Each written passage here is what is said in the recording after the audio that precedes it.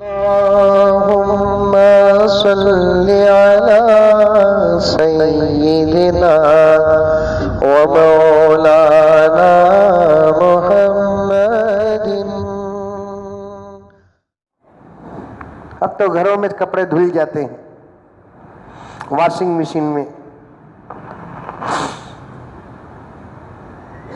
اب تو علماء کرام واشنگ مشین کے کپڑوں کے بارے میں بھی بہت سارے فتاوے پیش کر دیے ہیں۔ احتیاط کا تقاضا یہی ہے کہ ہمیں ہمارے کپڑے ڈالنا، کیونکہ ہم نہ معلوم کہ ہمارا کپڑا کون سا پاک ہے کون سا گندا ہے۔ ایک تو گندا ہونے پر سب جمع ہے، دوسرا شریعت کے اعتبار سے کچھ کپڑے گندے ہو جاتے ہیں۔ رات میں سوئے، پینٹ پہن کر اسی میں احتلام ہو گیا، اب وہی کپڑا سب کپڑوں کے ساتھ گمبل میں گوئندہ ملا کر ڈال دیے، سب کپڑوں کے ساتھ وہ کپڑا بھی دھل رہا ہے، اس کی نجاست پورے کپڑوں میں پھیل رہی ہے۔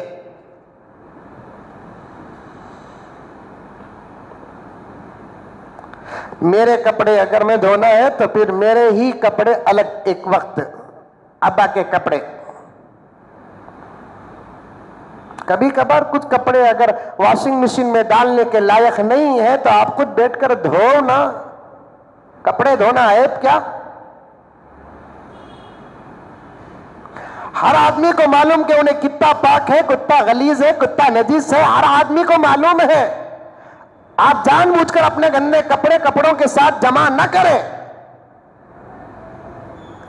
کیونکہ نماز کے ادا ہونے کے شرائط میں سے ایک شرط کپڑے کا پاک ہونا بھی ہے کہ نہیں ہے؟ جسم کا پاک ہونا، کپڑے کا پاک ہونا، جگہ کا پاک ہونا، یہ طہارت کی 3 شرطیں ہیں۔ جسم پاک ہو، حدث اصغر و حدث اکبر۔ حدث اصغر کا تو کیڈبریز، حدث اکبر کا تو 5 سٹار۔ حدث اکبر بولے تو غسل ٹوٹ گیا تو غسل کا ہونا، بغیر غسل کے نماز نہیں پڑھتے، غسل واجب کا ہونا ضروری ہے۔ غسل واجب نہ ہو تو اسے کہتے ہیں حدث اکبر۔ حدث اصغر کسے کہتے ہیں؟ پیشاب کرنے سے یہ ایک حدث واقع ہوتا ہے، طہارت ختم ہو جاتی ہے، پھر وضو کرنا۔ نماز میں داخل ہونے کے لیے 2 پاکی کی ضرورت ہے، غسل کی طہارت کی بھی ضرورت ہے اور وضو کی طہارت کی بھی ضرورت ہے۔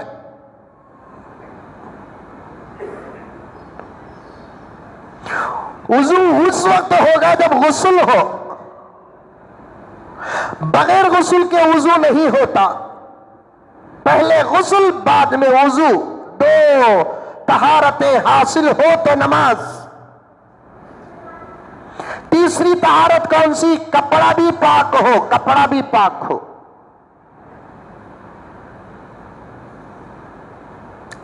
اور ایک طہارت کیا؟ جگہ بھی پاک ہو،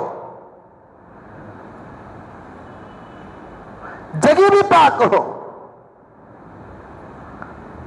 ہاں یہ اور بات ہے، اللہ تبارک و تعالیٰ نے میرے نبی کے صدقے کسی نبی کو وہ تحفہ عطا نہیں کیا جو میرے نبی اور میرے نبی کے صدقے امت کو عطا کیا۔ پوری روئے زمین مسجد ہے، جہاں چاہے آپ نماز پڑھ سکتے ہیں جھٹک کر پاک جگہ پر۔ ایسا دوسرے نبیوں کے لیے اور ان کی امت کے لیے نہیں۔ اللہ کی طرف سے اشارہ ملنا تھا یہ جگہ نماز پڑھنے کے لائق ہے، وہ جگہ نماز پڑھنا، وہاں سے باہر جا کر نماز نہیں پڑھ سکتے تھے۔ ریلوے اسٹیشن میں بھی نماز پڑھ لیتے نہیں ہم لگا، مسجد ہے کیا وہاں؟ ایئرپورٹ میں نماز پڑھ لیتے ہیں، جگہ پاک جھٹکے نماز پڑھ لیے۔ بعض لوگ تو اتنے اچھے بھی ہوتے ہیں کہ کبھی کبھار گھومنے بھی جاتے ہیں، جائز ہے گھومنے جانا، پھرنے جانا جائز ہے، ناجائز نہیں، گھومنے چاہتے ہیں۔ نماز کا وقت آیا تو وہی پارکوں میں مصلی بچھایا اور نماز پڑھ لی، الحمدللہ ثم الحمدللہ۔ پورے روئے زمین کو اللہ تعالیٰ نے مسجد بنا دیا۔ آپ جہاں چاہے نماز، تو جگہ کا پاک ہونا بھی ضروری ہے، کپڑے کا پاک ہونا بھی ضروری ہے، جسم کا پاک ہونا بھی ضروری ہے۔ ان تمام شرائط کے ساتھ نماز ہوتی ہے۔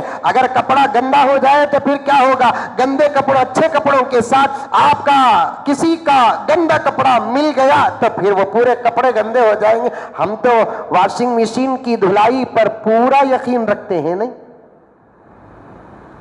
پورا یقین رکھتے ہیں واشنگ مشین کی دھلائی پر اللہ اکبر باہر کے کپڑے تو نہیں آتے، اپنی جگہ پر ہے، لیکن اندر ہی کی کپڑوں میں کس کا کپڑا کتنا پاک کتنا ناپاک اللہ بہتر جانتا ہے۔ جو کپڑا ناپاک ہوتا ہے اسے الگ کر کے دھو لو۔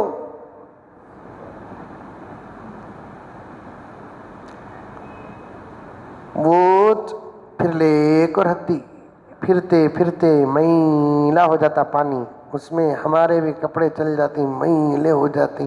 کل کا نوا کپڑا آج 2 سال کے بعد کا دکھتا۔